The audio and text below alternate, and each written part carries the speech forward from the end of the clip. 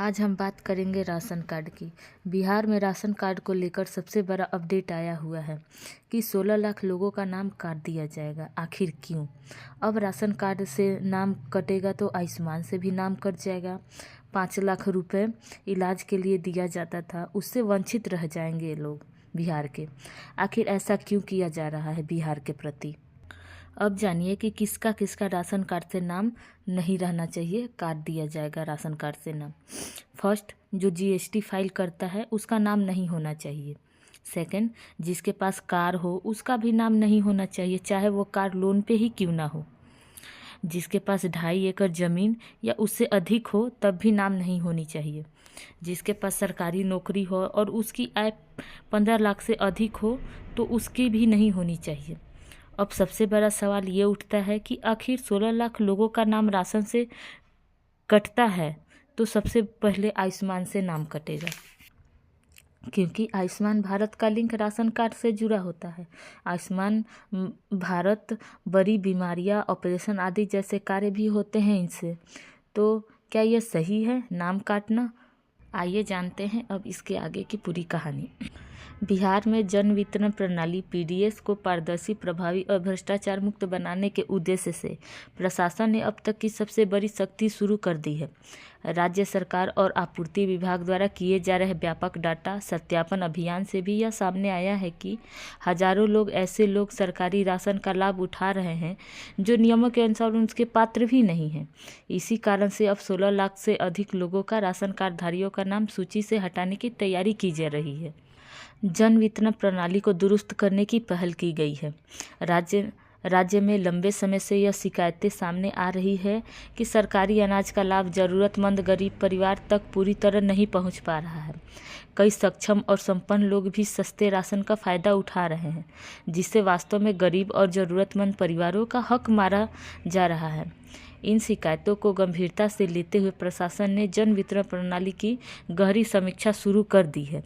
इसी क्रम में एक महत्वपूर्ण समीक्षक बैठक आयोजित की गई है, जिसमें आपूर्ति विभाग से जुड़े सभी वरिष्ठ अधिकारी जैसे प्रखंड आपूर्ति पदाधिकारी और संबंधित कर्मी शामिल हुए।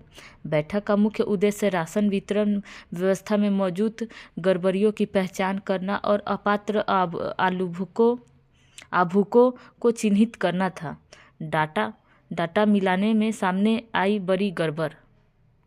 बैठक में उन्हें पता चला कि अधिकारियों ने बताया कि विभिन्न सरकारी योजनाएं, आय से जुड़े रिकॉर्ड, भूमि अभिलेख, वाहन पंजीकरण, जीएसटी डाटा और अन्य सरकारी डेटाबेस का आपस में मिलान किया गया। इस प्रक्रिया में चौंकाने वाले कुछ तथ्य सामने आए।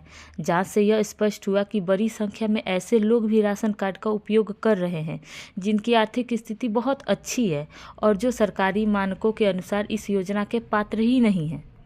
आय सीमा से अधिक कमाने वाले 5,000 से अधिक लाभुक। जांच के दौरान पाया गया कि 50,000 से अधिक राशन कार्डधारियों की वार्षिक आय सरकार द्वारा तय की गई है, मान्य सीमा से कहीं अधिक है। इसके बावजूद ये लोग वर्षों से सस्ते दर पर सरकारी राशन प्राप्त कर रहे हैं। आखिर क्यों? यह न केवल नियमों का उल्लंघन है, बल्कि सरकारी संसाधनों के दुरुपयोग का भी स्पष्टीकरण उदाहरण दिया जा रहा है। कई एकड़ जमीन वाले 9,000 से अधिक कार्डधारी भी हैं जिनकी ज़मीन काफ़ी है। इसके अलावा करीब 9,000 से अधिक ऐसे लाभुक सामने आए हैं जिनके पास कई एकड़ कृषि कार्य करने की भूमि भी है। यही नहीं, इसमें से कई लोग प्रधानमंत्री किसान सम्मान निधि योजना का भी लाभ ले रहे हैं। इसके बावजूद ये लोग जन वितरण प्रणाली से अनाज उठा रहे हैं, जो पूरी तरह नियमों के खिलाफ पाया जा रहा है। 4 पहिया वाहन रखने वाले लोग भी जांच के घेरे में हैं। जांच में यह भी सामने आया है कि 471 का राशन कार्डधारी जिनके पास 4 पहिया वाहन है, नियमों के अनुसार जिन परिवारों के पास कार या अन्य 4 पहिया वाहन होता है, उन्हें आमतौर पर राशन कार्ड के पात्र वो नहीं होते हैं। बावजूद इसके वे लाभ ले रहे हैं, लंबे समय से सरकारी राशन का लाभ ले रहे हैं। अब कुछ ऐसे लोग भी हैं जो कंपनी डायरेक्टर और उच्च पदों पर कार्यरत लोग हैं, वो भी ऐसे कार्य कर रहे हैं। सबसे हैरान करने वाली बात यह रही है कि 216 ऐसे लाभुक भी चिन्हित किए गए हैं जो निजी कंपनियों में डायरेक्टर या उच्च पदों पर कार्यरत हैं। आर्थिक रूप से पूरी तरह सक्षम होने के बावजूद ये लोग भी राशन कार्ड का उपयोग कर रहे हैं। अधिकारियों के अनुसार ऐसे मामले में सख्त कार्रवाई की जानी चाहिए। इसमें 25 लाख से अधिक जीएसटी टर्नओवर वाले लोग भी शामिल हैं। जांच के दौरान 24 ऐसे व्यक्ति भी पाए गए हैं जिनके जीएसटी टर्नओवर 25 लाख रुपए से भी अधिक है। इतना बड़ा कारोबार करने के बावजूद इन लोगों का सरकारी राशन योजना में शामिल होना व्यवस्था पर गंभीर सवाल खड़े करता है। 15,000 से अधिक संदिग्ध लाभुक चिन्हित लोग भी हैं। इन सभी श्रेणियों को मिलाकर अब तक 15,000 से अधिक राशन कार्ड को संदिग्ध उपयोगिताओं की सूची में शामिल किया गया है। अधिकारियों का कहना है कि यह संख्या आगे और भी बढ़ सकती है क्योंकि जांच की प्रक्रिया अभी भी जारी है। क्या होगी आगे की कार्रवाई, जानते हैं। अनुमंडल पदाधिकारियों ने साफ शब्दों में कहा है कि जांच पूरी होने के बाद अपात्र पाए जाने वाले सभी लाभुक के राशन कार्ड रद्द कर दिए जाएंगे। यदि वह सिद्ध हुआ कि किसी व्यक्ति ने लंबे समय तक गलत तरीके से सरकारी अनाज का लाभ उठाया है तो उससे अनाज की वसूली भी की जा सकती है। कुछ मामलों में कानूनी कार्रवाई की संभावना से भी इनकार नहीं किया गया है। ई-केवाईसी को लेकर सख्त निर्देश भी दिए गए हैं। प्रशासन ने सभी राशन कार्डधारियों को ई-केवाईसी कराने का सख्त निर्देश दिया है। अधिकारियों ने चेतावनी दी है कि जिन लाभुकों द्वारा तय समय सीमा के भीतर ई-केवाईसी नहीं कराया जाएगा उसका राशन कार्ड अस्थायी या अस्थायी रूप से बंद किया जा सकता है। ई-केवाईसी के माध्यम से सरकार यह सुनिश्चित करना चाहती है कि एक व्यक्ति या परिवार के नाम पर फर्जी या डुप्लीकेट राशन कार्ड ना बने रहे हों। स्वेच्छा से कार्ड सरेंडर कराने की अपील भी की गई है कि आप स्वेच्छा से अपने कार्ड को सरेंडर कर सकते हैं।